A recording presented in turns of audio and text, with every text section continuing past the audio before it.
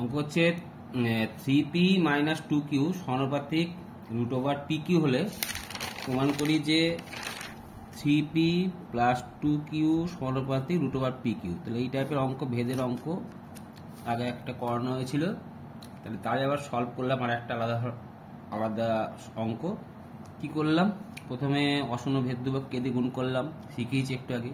তারপরে root over pqটাকে তলায় নিয়ে আসলাম, তারপরে বিচ্ছেদ নিয়ম লাগালাম, তারপরে পিটাকে রুট ওভার পি স্কোয়ার আকারে লেখা যায়, যে টোটাল এই দুটোকে রুট ওভার এরকম আকারে লেখা যায়, কারণ তোমরা জানো root over A by root over B এটাকে আমরা root over A by B আকারে লিখতে পারি। তাহলে সেটাই আকারে লিখলাম, পি পি কেটে দিলাম, পি বাই কিউ বেরোলো।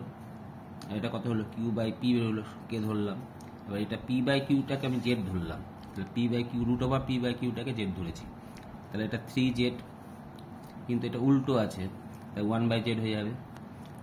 এবার লসাগু করলাম, কোনাকুনি গুণ করলাম, এটাকে এদিকে নিয়ে আসলাম, নিয়ে আসার পরে সিধর হাতে সূত্র লাগালাম।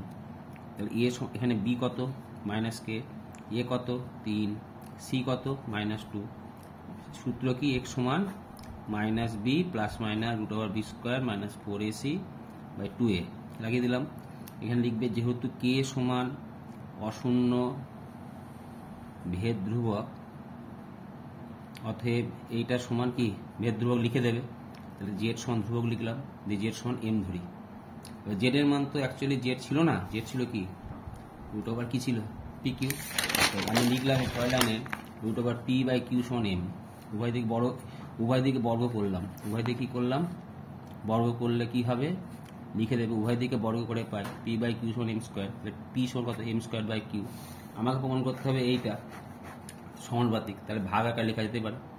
দিয়ে মানটা বসিয়ে দিলাম, কিউ স্কোয়ার বেরোলো, m square q square root over মধ্যে থাকলে কি হয় বাইরে এম কিউ হয়ে যায়, আর এখান থেকে কিউ কমন নিলাম, কিউকে কেটে দিলাম।